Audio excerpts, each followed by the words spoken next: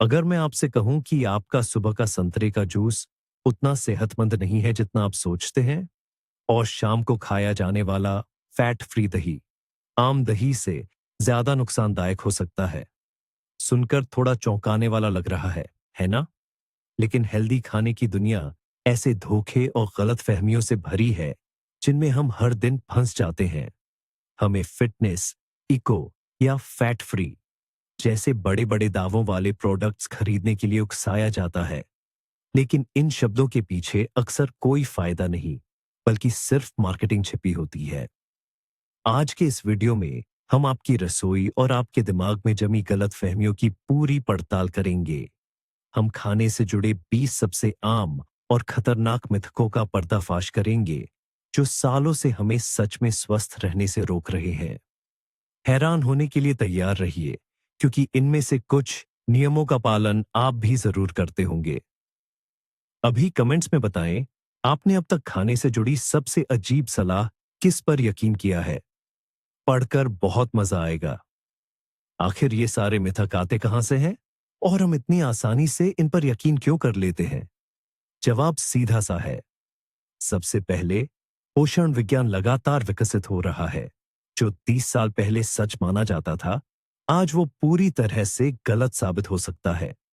याद कीजिए, कैसे मक्खन को बुरा बताया जाता था और अब हेल्दी फैट्स के फायदों की बात होती है।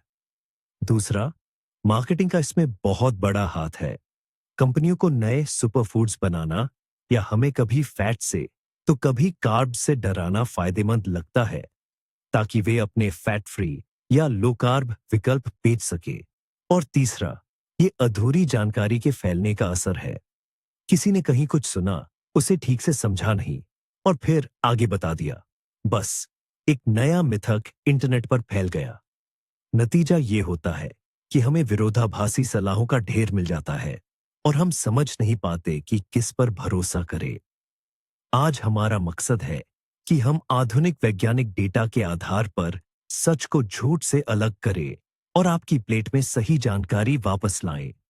तो आइए सच्चाई के इस सफर की शुरुआत करते हैं। तो पहला और शायद सबसे मीठा भ्रम यह है कि ब्राउन शुगर सफेद चीनी से ज्यादा फायदेमंद होती है। हम इसे कॉफी शॉप में देखते हैं, स्वस्थ आहार वाले सेक्शन से खरीदते हैं और अपनी चाय में मिलाकर थोड़ा बेहतर महसूस करते हैं। ऐसा लगता है कि इसका प्राकृतिक कैरमल रंग ही इसके फायदेमंद होने का प्रमाण है। लेकिन आइए सच का सामना करें। ब्राउन शुगर असल में वही सफेद रिफाइंड चीनी है, जिसमें बस थोड़ी सी गुड़ की चाशनी या मोलासेस मिला दी जाती है। यही इसे इसका रंग और हल्का सा स्वाद देती है। हाँ, इस चाशनी में कैल्शियम, पोटेशियम और आयरन जैसे कुछ खनिज बहुत ही नगण्य मात्रा में होते हैं, पर इनकी मात्रा इतनी कम है कि कोई भी वास्तविक फायदा पाने के लिए आपको चीनी का एक पूरा ढेर खाना पड़ेगा। और इतनी अधिक चीनी से होने वाला नुकसान किसी भी संभावित फायदे से कहीं ज्यादा होगा। हमारे शरीर के लिए सफेद और ब्राउन शुगर लगभग एक ही चीज है। यह एक सरल कार्बोहाइड्रेट है जो रक्त में ग्लूकोज का स्तर तेजी से बढ़ा देता है, इसलिए इसके रंग से गुमराह न हो।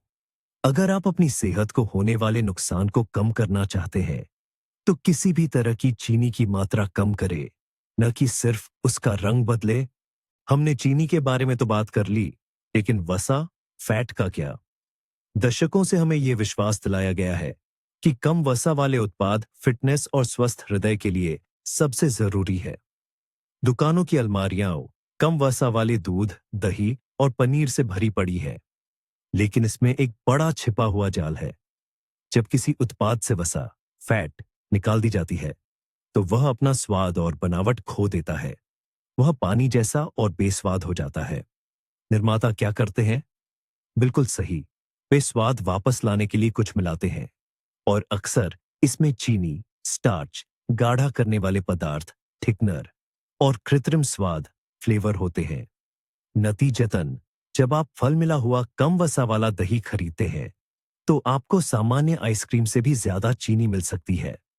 आप उन वसा, फैट से बच रहे होते हैं जो हमारे शरीर के लिए विटामिन अवशोषित करने और हार्मोन बनाने के लिए जरूरी है, और बदले में आपको तेज कार्बोहाइड्रेट, फास्ट कार्ब्स की एक जबरदस्त खुराक मिलती है। इससे इंसुलिन में उछाल आता है और विरोधाभासी रूप से वजन बढ़ने लगता है। इसलिए हमेशा सामग्री सूची पढ़ें। अक्सर सामान्य वसा वाला उत्पाद, लेकिन जिसमें अतिरिक्त चीनी न हो, वह अपने डाइट या कम वसा वाले भाई बंधु से कहीं ज्यादा फायदेमंद होगा। आपने भी यह बात कई बार सुनी होगी, रोजाना 8 गिलास पानी पिए। फिटनेस ट्रेनर से लेकर चमकदार पत्रिकाओं तक हर जगह इस मंत्र का जाप होता है। ऐसा लगता है जैसे यह अच्छी सेहत का एक अचूक और सार्वभौमिक नुस्खा हो। मगर सच्चाई यह है कि 8 गिलास या लगभग 2 लीटर पानी पीने की यह सख्त मात्रा दरअसल एक बड़ा मिथक है। पानी की हमारी जरूरत हर इंसान के लिए अलग अलग होती है। यह आपके वजन, उम्र, शारीरिक गतिविधि के स्तर, आप किस तरह के मौसम में रहते हैं और यहां तक कि आपके खान पान पर भी निर्भर करती है। एक ऐसे व्यक्ति को जो ठंडे ऑफिस में काम करता है, एक गर्म मौसम में ट्रेनिंग कर रहे एथलीट की तुलना में बहुत कम पानी की जरूरत होती है। इसके अलावा हम ये भूल जाते हैं कि हमें पानी सिर्फ बोतल से ही नहीं मिलता। यह सूप, सब्जियों, फलों, चाय और कॉफी में भी मौजूद होता है। तरबूज या खीरे में तो लगभग पूरा ही पानी होता है। हमारा शरीर एक समझदार प्रणाली है और उसके पास एक बेहतरीन संकेतक है, प्यास। सबसे अच्छी सलाह यह है कि जब आपको प्यास लगे तभी पानी पिए। अगर आपको प्यास नहीं लगी है तो बेवजह लीटर भर पानी जबरदस्ती अपने अंदर न डालें। अपने शरीर की सुनो, वह खुद बताएगा कि उसे कब तरल पदार्थ की जरूरत है। 90 के दशक के नाश्ते का सबसे बड़ा विलेन कौन था? अंडा। कितने सालों तक हमें यही बताया गया कि अंडे खाने से खून में कोलेस्ट्रॉल बढ़ता है और दिल की बीमारियां हो सकती हैं। लोगों को हफ्ते में सिर्फ 2-3 अंडे खाने और अंडे की जर्दी, पीले भाग, फेंक देने की सलाह दी जाती थी। खुशकिस्मती से आधुनिक शोधों ने इस लाजवाब खाने की चीज को पूरी तरह से बेगुनाह साबित कर दिया है। वैज्ञानिकों ने पाया है कि खाने से मिलने वाला कोलेस्ट्रॉल हमारे खून में कोलेस्ट्रॉल के स्तर पर बहुत कम असर डालता है। दरअसल हमारा शरीर, खासकर लिवर, खुद ही कोलेस्ट्रॉल बनाता है और जब हम इसे खाने से लेते हैं तो शरीर का अपना उत्पादन बस कम हो जाता है। खराब कोलेस्ट्रॉल को बढ़ाने में अंडे नहीं, बल्कि ट्रांस फैट और हमारे खाने में चीनी की ज्यादा मात्रा कहीं ज्यादा जिम्मेदार होती है। वहीं अंडे की जर्दी तो विटामिन ए, डी, ई, दिमाग के लिए अहम कोलिन और एंटीऑक्सीडेंट्स का एक सच्चा खजाना है। तो अब आप बेझिझक अंडे को अपनी नाश्ते की मेज पर वापस ला सकते हैं। यह नाश्ते के लिए सबसे पौष्टिक और संतुलित विकल्पों में से एक है। अगर आप वजन कम करना चाहते हैं तो कार्बोहाइड्रेट छोड़ दें। इस मिथक ने लो कार्ब और कीटो डाइट जैसी पूरी इंडस्ट्री खड़ी कर दी है। रोटी, पास्ता, आलू और अनाज, इन सभी को फिट शरीर का दुश्मन घोषित कर दिया गया। लेकिन यह एक खतरनाक और नुकसानदेह गलतफहमी है। मैक्रोन्यूट्रिएंट्स के पूरे समूह को दुश्मन मानना बिल्कुल गलत है। कार्बोहाइड्रेट हमारे शरीर और खासकर दिमाग के लिए ऊर्जा का मुख्य स्रोत है। समस्या कार्बोहाइड्रेट में नहीं, बल्कि उनकी गुणवत्ता, क्वालिटी और मात्रा, क्वांटिटी में है। हाँ, सफेद आटे, मिठाइयों और कोल्ड ड्रिंक्स से मिलने वाले सिंपल कार्बोहाइड्रेट्स वजन बढ़ाते हैं, क्योंकि ये जल्दी पच जाते हैं और शुगर लेवल में तेजी से उछाल लाते हैं। लेकिन होल ग्रेन अनाज, सब्जियों और दालों से मिलने वाले कॉम्प्लेक्स कार्बोहाइड्रेट्स हमारे दोस्त हैं। ये धीरे धीरे पचते हैं, लंबे समय तक पेट भरा हुआ महसूस कराते हैं और इनमें फाइबर, विटामिन और मिनरल्स भरपूर मात्रा में होते हैं। कार्बोहाइड्रेट्स को पूरी तरह से छोड़ देने से ऊर्जा की कमी, एकाग्रता में समस्या और क्रेविंग, खाने की तीव्र इच्छा हो सकती है। सफलता की कुंजी उन्हें पूरी तरह से छोड़ना नहीं, बल्कि सही कार्बोहाइड्रेट्स चुनना और संयम बरतना है। हमें हमेशा लगता है कि ताजा चीजें ही सबसे अच्छी होती हैं। हम बाजार जाकर सबसे सुंदर फल और सब्जियां चुनते हैं, यह सोचकर कि उनमें सबसे ज्यादा पोषण होगा। वहीं फ्रोजन फूड को हम अक्सर हीन भावना से देखते हैं, उन्हें बेजान खाना समझते हैं। लेकिन ऐसा हमेशा नहीं होता। जमे हुए फल और सब्जियां ताजे फल सब्जियों से ज्यादा फायदेमंद भी हो सकते हैं। क्यों?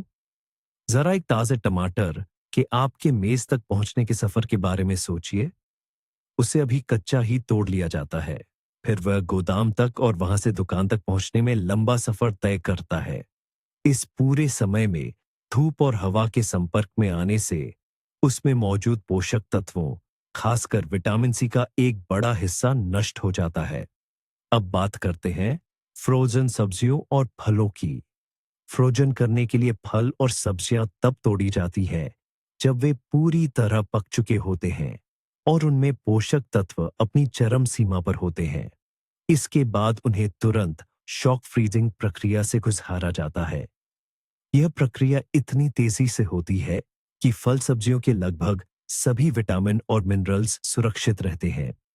बेशक खेत से तुरंत तोड़ी गई ताजी सब्जी या फल पोषण के मामले में हमेशा चैंपियन रहेगा, लेकिन अगर हमें लंबे सफर के बाद आपके पास पहुंची ताजी सब्जी या फल और अच्छी गुणवत्ता वाली फ्रोजन सब्जी या फल में से चुनना हो, तो अक्सर दूसरा विकल्प ही बेहतर साबित होता है।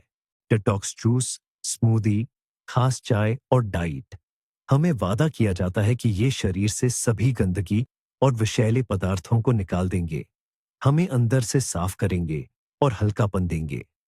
सुनने में तो ये बहुत लुभावना लगता है, लेकिन अफसोस की बात है कि ये स्वास्थ्य उद्योग के सबसे बड़े मिथकों में से एक है। हमारे शरीर को सफाई के लिए महंगे पेय पदार्थों के रूप में किसी मदद की जरूरत नहीं है। हमारे पास पहले से ही एक परिपूर्ण और शक्तिशाली डिटॉक्सिफिकेशन प्रणाली है जो 24 घंटे काम करती है। यह हमारी लिवर, किडनी, फेफड़े, त्वचा और आंतें हैं। लिवर मुख्य फिल्टर है जो हानिकारक पदार्थों को बेअसर करता है। किडनी पेशाब के जरिए अपशिष्ट पदार्थों को बाहर निकालती है। फेफड़े कार्बन डाइऑक्साइड से छुटकारा दिलाते हैं। गंदगी और विषैले पदार्थ की जो अवधारणाएं डिटॉक्स कार्यक्रमों के विक्रेता इस्तेमाल करते हैं, उस अर्थ में चिकित्सा विज्ञान में उनका कोई अस्तित्व नहीं है। अपनी प्राकृतिक सफाई प्रणाली की मदद करने का सबसे अच्छा तरीका जूस पर निर्भर रहना नहीं है, बल्कि पर्याप्त पानी पीना, ज्यादा सब्जियां और फाइबर खाना और लिवर पर शराब और प्रोसेस्ड खाने का बोझ कम डालना है। बाकी सब केवल मार्केटिंग है। माइक्रोवेव ओवन एक ऐसा विषय है जिस पर अक्सर तीखी बहस होती है। कुछ इसे रसोई के लिए एक वरदान मानते हैं, तो कुछ इसे शैतान का अवतार समझते हैं जो खाने को विकिरणित करता है और उसमें मौजूद हर अच्छी चीज को खत्म कर देता है। आइए सच्चाई जानते हैं। ये धारणा कि माइक्रोवेव खाने को रेडियोधर्मी या कैंसर पैदा करने वाला बना देते हैं, पूरी तरह से निराधार है। माइक्रोवेव रेडियो तरंगों या दृश्य प्रकाश, विजिबल लाइट की तरह गैर आयनीकरण विकिरण, नॉन आयनाइजिंग रेडिएशन होते हैं। वे खाद्य पदार्थों की आनुवंशिक संरचना को बदल नहीं सकते। वे बस खाने में मौजूद पानी के अणुओं को कंपन करने पर मजबूर करते हैं, जिससे गर्मी पैदा होती है और खाना गर्म होता है। और पोषक तत्वों का क्या? कोई भी थर्मल प्रोसेसिंग जैसे उबालना, तलना या बेक करना विटामिनों, खासकर पानी में घुलनशील विटामिन सी और बी ग्रुप के विटामिनों को आंशिक रूप से नष्ट कर देती है। और यहीं पर माइक्रोवेव ओवन बाजी मार ले जाता है। चूंकि इसमें खाना बहुत तेजी से गर्म होता है और बहुत कम पानी की जरूरत होती है, इसलिए विटामिनों का नुकसान अक्सर लंबी देर तक उबालने की तुलना में कम होता है। तो इस तरह माइक्रोवेव ओवन खाना पकाने और गर्म करने का एक सुरक्षित और काफी सौम्य तरीका है। शाम 6 बजे के बाद कुछ न खाना वजन घटाने वालों का सुनहरा नियम है, लेकिन हमारा शरीर घड़ी के हिसाब से नहीं चलता और ठीक शाम 6 बजे अपनी मेटाबॉलिज्म बंद नहीं कर देता। ये धारणा एक साधारण विचार पर आधारित है। शाम को हम कम सक्रिय होते हैं और इसलिए जो कुछ भी खाया जाता है वह चर्बी में बदल जाएगा। लेकिन हमारे वजन के लिए खाने का समय नहीं, बल्कि कुल दैनिक कैलोरी और प्रोटीन, वसा तथा कार्बोहाइड्रेट का संतुलन मायने रखता है। यदि आपने दिन भर में कैलोरी की कमी, डेफिसिट बनाए रखी है, तो रात 8 या 9 बजे हल्का डिनर आपकी फिगर को बिल्कुल भी नुकसान नहीं पहुंचाएगा। इतना ही नहीं, बहुत तेज भूख के साथ सोना सेहत के लिए हानिकारक है। इससे नींद खराब हो सकती है और रात में बार बार नींद खुल सकती है और सुबह आप शायद भेड़िए जैसी भूख के साथ उठेंगे और जरूरत से कहीं ज्यादा खा लेंगे। महत्वपूर्ण ये नहीं है कि आप कब खाते हैं, बल्कि यह है कि आप क्या खाते हैं और कितना खाते हैं। सोने से 2-3 घंटे पहले प्रोटीन और फाइबर से भरपूर हल्का डिनर करना बिल्कुल सामान्य है और अच्छी नींद तथा शरीर की रिकवरी के लिए फायदेमंद भी है। ऐसा लगता है कि अगर आप नाश्ता छोड़ दें तो कम कैलोरी लेंगे और वजन भी कम होगा, लेकिन असल में यह तरीका अक्सर इसके ठीक उलट काम करता है। सुबह का नाश्ता छोड़ना वजन पर नियंत्रण के लिए सबसे अच्छा उपाय नहीं है। सबसे पहले, रात भर के उपवास के बाद शरीर में ब्लड शुगर का स्तर कम हो जाता है। जब हम नाश्ता छोड़ देते हैं तो यह स्थिति बनी रहती है, जिससे कमजोरी, चिड़चिड़ापन और ध्यान केंद्रित करने में परेशानी हो सकती है। दूसरा, भूख खत्म नहीं होती, बल्कि और बढ़ती जाती है। दोपहर के भोजन तक आप इतने भूखे हो चुके होंगे कि संभावना है आप ज्यादा कैलोरी वाला, तैलीय या मीठा खाना पसंद करेंगे और जरूरत से ज्यादा खा लेंगे।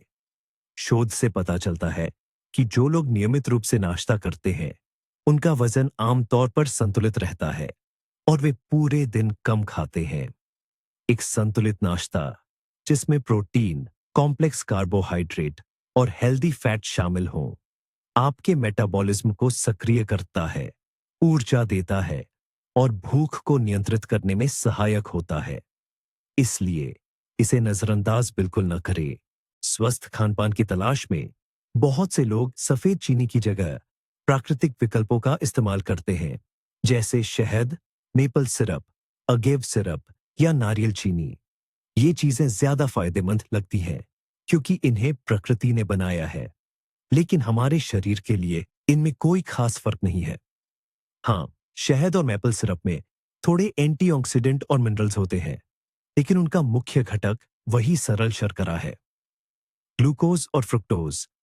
अगेव सिरप, जो एक समय में काफी लोकप्रिय था, उसमें तो 90% तक फ्रुक्टोज होता है। ज्यादा मात्रा में फ्रुक्टोज लिवर पर बोझ डालता है और पेट के आसपास चर्बी, विसरल फैट बढ़ने में योगदान दे सकता है। इनमें से कोई भी मीठा करने वाला पदार्थ ठीक उसी तरह खून में शुगर का स्तर बढ़ाता है और ज्यादा कैलोरी वाला होता है। इन्हें सामान्य चीनी की जगह इस्तेमाल करना सिर्फ खुद को धोखा देना है। इन्हें स्वाद के लिए बहुत कम मात्रा में खाया जा सकता है, लेकिन इन्हें सेहतमंद भोजन समझना एक बड़ी भूल है। असली बात हमेशा की तरह संयम ही है। ग्लूटेन फ्री डाइट आजकल बहुत ज्यादा पॉपुलर हो गई है। ग्लूटेन मुक्त खाद्य पदार्थों को ज्यादा सेहतमंद और वजन घटाने वाला बताया जाता है। कई लोग ये जाने बिना कि ग्लूटेन असल में क्या है, इसे वजन कम करने या अपनी सेहत सुधारने की उम्मीद में छोड़ देते हैं। आइए इस बात को समझते हैं। ग्लूटेन एक प्रोटीन है जो गेहूं, राई और जौ में पाया जाता है। अधिकतर लोगों के लिए ये पूरी तरह से सुरक्षित है और कोई नुकसान नहीं पहुंचाता। इसे अपने आहार से तभी निकालना चाहिए जब कोई मेडिकल कारण हो। ये कारण हो सकते हैं सीलिक रोग, जो एक गंभीर ऑटोइम्यून बीमारी है, या फिर डॉक्टर द्वारा प्रमाणित नॉन सिलिक ग्लूटेन सेंसिटिविटी। बाकी सभी लोगों के लिए ग्लूटेन छोड़ना न केवल बेफायदेमंद है, बल्कि कभी-कभी नुकसानदायक भी हो सकता है।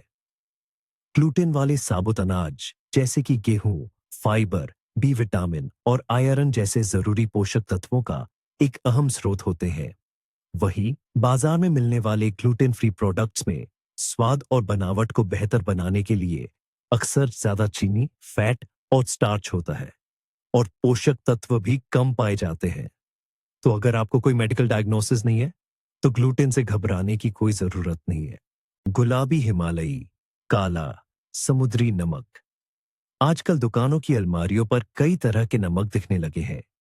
ये सामान्य खाने वाले नमक से ज्यादा महंगे होते हैं और इन्हें ज्यादा फायदेमंद बताया जाता है।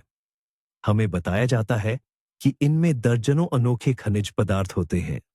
सुनने में यह अच्छा लगता है, लेकिन हकीकत में यह सिर्फ एक मार्केटिंग का तरीका है।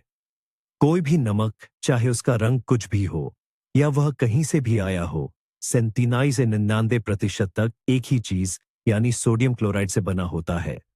इसी की ज्यादा मात्रा सेहत के लिए हानिकारक है और इससे ब्लड प्रेशर बढ़ सकता है। साथ ही दिल से जुड़ी समस्याएं भी हो सकती हैं। ये सच है कि समुद्री या हिमालयी नमक में मैग्नीशियम, पोटेशियम और कैल्शियम जैसे कुछ अन्य खनिज पदार्थ बेहद सूक्ष्म मात्रा में होते हैं, लेकिन इनकी मात्रा इतनी कम होती है कि ये आपकी सेहत पर कोई खास असर नहीं डालते। इनसे कोई भी फायदा पाने के लिए आपको इन्हें जानलेवा खुराक में खाना पड़ेगा। इसलिए सिर्फ खूबसूरत पैकेजिंग के लिए ज्यादा पैसे खर्च करने का कोई फायदा नहीं है। किसी भी नमक के लिए सबसे अहम नियम यह है कि इसका सेवन कम से कम किया जाए। विश्व स्वास्थ्य संगठन WHO के मुताबिक दिन में 5 ग्राम से ज्यादा नमक नहीं खाना चाहिए। उत्पादों पर ऑनऑर्गेनिक का लेबल कई लोगों के लिए स्वस्थ का पर्याय बन गया है। हम ऑनऑर्गेनिक सब्जियों, अनाजों और मांस के लिए ज्यादा पैसे देने को तैयार रहते हैं, यह मानते हुए कि वे ज्यादा पौष्टिक और सुरक्षित हैं। लेकिन क्या यह सचमुच ऐसा है? ऑनऑर्गेनिक का मतलब है कि उत्पाद को सिंथेटिक कीटनाशकों, खरपतवारनाशकों और उर्वरकों के इस्तेमाल के बिना उगाया गया है। ये पर्यावरण के लिए वाकई अच्छा है, लेकिन जब पोषण मूल्य की बात आती है तो अंतर बहुत कम या बिल्कुल नहीं होता। कई शोधों ने ऑनऑर्गेनिक और सामान्य उत्पादों की तुलना की है और विटामिन और खनिजों की मात्रा में कोई खास अंतर नहीं पाया। कीटनाशकों की बात करें तो सामान्य उत्पादों में उनकी अवशिष्ट मात्रा कठोरता से विनियमित की जाती है और इंसानों के लिए सुरक्षित स्तर पर होती है। इसके अलावा अनऑर्गेनिक खेती में भी कीटनाशकों का उपयोग होता है, बस वे प्राकृतिक मूल के होते हैं और उनमें से सभी हानिरहित नहीं होते। इसलिए अनऑर्गेनिक उत्पादों का चुनाव यह व्यक्तिगत विश्वास और पर्यावरण की देखभाल का अधिक मामला है, न कि ज्यादा पोषक तत्व प्राप्त करने का तरीका। दिल के लिए रेड वाइन के एक गिलास के फायदे का मिथक बहुत ही प्रचलित और मनभावन है। यह रेस्वेराट्रॉल पर हुए शोधों पर आधारित है, जो कि अंगूर के छिलके में पाया जाने वाला एक एंटीऑक्सीडेंट है। इसे लगभग चमत्कारी गुण माने जाते हैं, लेकिन रेस्वेराट्रॉल की चिकित्सीय खुराक पाने के लिए रोजाना एक नहीं, बल्कि शराब की कई बोतलें पीनी पड़ेंगी, जो कि जाहिर तौर पर भारी नुकसान पहुंचाएगा। आधुनिक वैज्ञानिक आंकड़े बताते हैं कि शराब की कोई सुरक्षित खुराक नहीं होती। एथेनॉल की कोई भी मात्रा हमारे शरीर के लिए एक जहर है, खासकर लीवर और दिमाग के लिए। शराब का सीमित सेवन भी कैंसर, हाई ब्लड प्रेशर और अन्य समस्याओं के खतरे को बढ़ाता है। वाइन में मौजूद एंटीऑक्सीडेंट्स से होने वाले संभावित छोटे फायदे अल्कोहल से होने वाले नुकसान के आगे पूरी तरह फीके पड़ जाते हैं। अगर आप दिल को फायदा पहुंचाना चाहते हैं, तो मुट्ठी भर गहरे रंग के जामुन या अंगूर खाएं और व्यायाम करें। ये कहीं ज्यादा प्रभावी और सुरक्षित होगा। मांस का सेवन कम करने का फैसला करने वाले किसी भी व्यक्ति को सबसे पहले यही सवाल सुनना पड़ता है, प्रोटीन कहां से मिलेगा? यह एक आम गलत धारणा है कि संपूर्ण प्रोटीन केवल जानवरों से ही प्राप्त किया जा सकता है। सच्चाई यह है कि वनस्पति जगत प्रोटीन का एक अद्भुत स्रोत है। दालें जैसे कि मसूर, चना, राजमा और मटर प्रोटीन के उत्कृष्ट स्रोत हैं। सोया से बने टोफू, टेम्पे और एडामेम में सभी आवश्यक अमीनो एसिड होते हैं।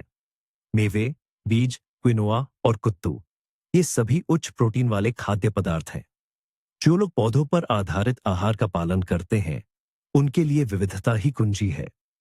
दिन भर में अलग अलग पौधों पर आधारित प्रोटीन स्रोतों को मिलाकर, जैसे दालों और अनाजों को, शरीर को आवश्यक सभी अमीनो एसिड का पूरा सेट आसानी से मिल जाता है। प्रोटीन से भरपूर शाकाहारी आहार हमें बड़ी मात्रा में फाइबर, विटामिन और एंटीऑक्सीडेंट भी प्रदान करता है, जिनकी अक्सर मांसाहारी लोगों के आहार में कमी होती है। तो बिना मांस के भी स्वस्थ और शक्तिशाली रहना बिल्कुल संभव है। सुबह की एक कप कॉफी लाखों लोगों के लिए एक रोजमर्रा का अनुष्ठान जैसा है। लेकिन इस ताजगी के साथ अक्सर हमारे मन में एक सवाल भी उठता है, कहीं कॉफी हमारे शरीर को निर्जलित, डिहाइड्रेट तो नहीं कर देती? यह मिथक इस तथ्य से जुड़ा है कि कैफीन में हल्का मूत्रवर्धक डायूरेटिक प्रभाव होता है, यानी यह आपको बार बार शौचालय जाने के लिए मजबूर कर सकता है।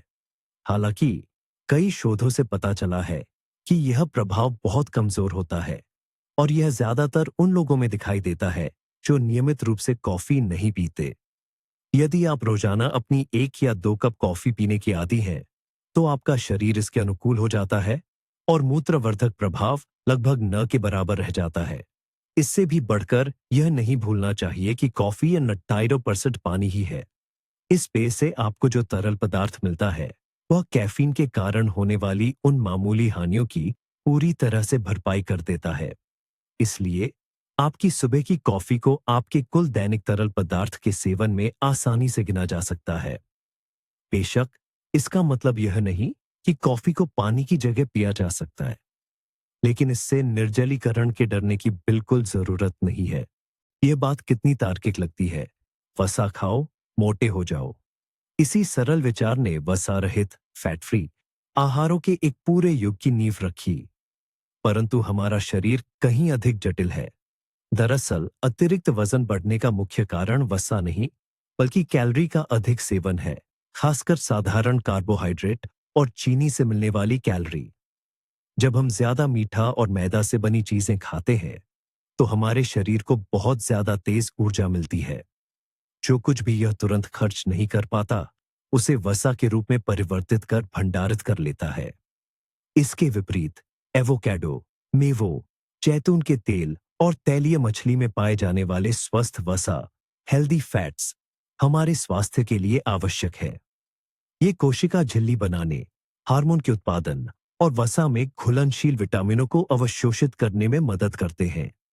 इतना ही नहीं, वसा लंबे समय तक पेट भरा होने का एहसास कराती है, जिससे भूख नियंत्रित रहती है और हम ज्यादा खाने से बचते हैं।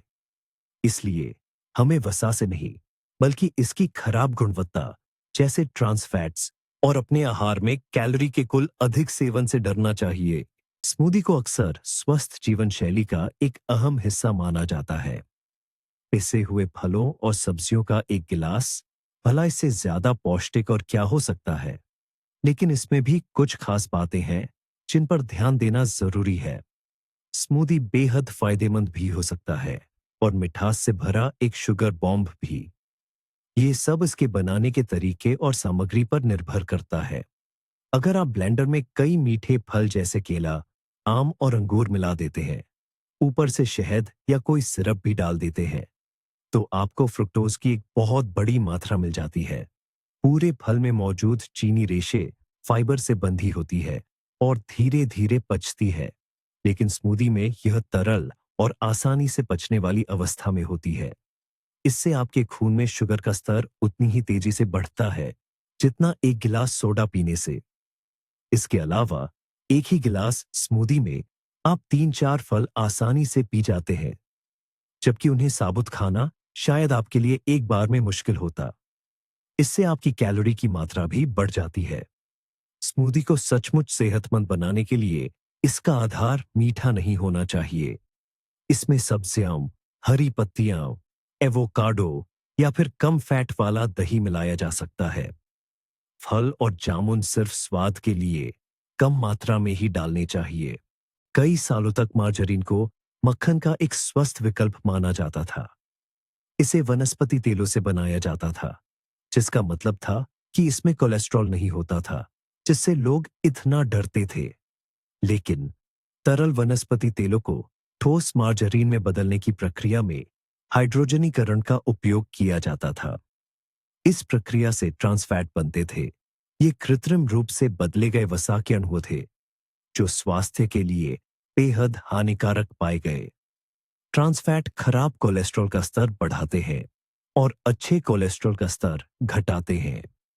ये शरीर में सूजन भी पैदा करते हैं और हृदय रोगों का खतरा काफी बढ़ा देते हैं।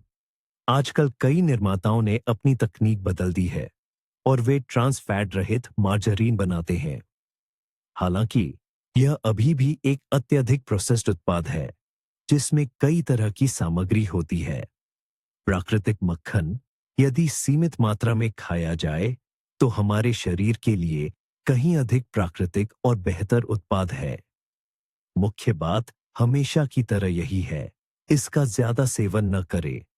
तो जैसा कि आप देख सकते हैं, पोषण की दुनिया ऐसी भ्रांतियों से भरी है जिन्हें अक्सर वैज्ञानिकों ने नहीं बल्कि मार्केटिंग करने वालों ने गढ़ा है।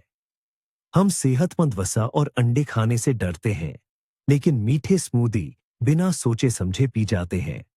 हम ऑर्गेनिक खाने और फायदेमंद भूरी चीनी के लिए ज्यादा पैसे देते हैं, यह समझे बिना कि यह सब बस एक भ्रम है।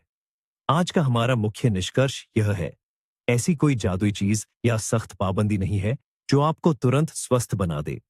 सेहत संतुलन, विविधता और एक समझदार सोच का नाम है। लेबलों को पढ़ें, जानकारी का विश्लेषण करें और सबसे जरूरी बात, अपने शरीर की सुने। बड़ी बड़ी हेडलाइंस और तुरंत नतीजों के वादों पर भरोसा न करें। अपनी सही मायने में देखभाल करना किसी ट्रेंडिंग डाइट को फॉलो करना नहीं है, बल्कि भोजन के साथ एक स्वस्थ और लंबे समय का रिश्ता बनाना है। यह वीडियो आखिर तक देखने के लिए धन्यवाद। अगर आपको यह उपयोगी लगा हो तो लाइक जरूर करें और चैनल को सब्सक्राइब करें ताकि आप नई जानकारियां मिस न करें।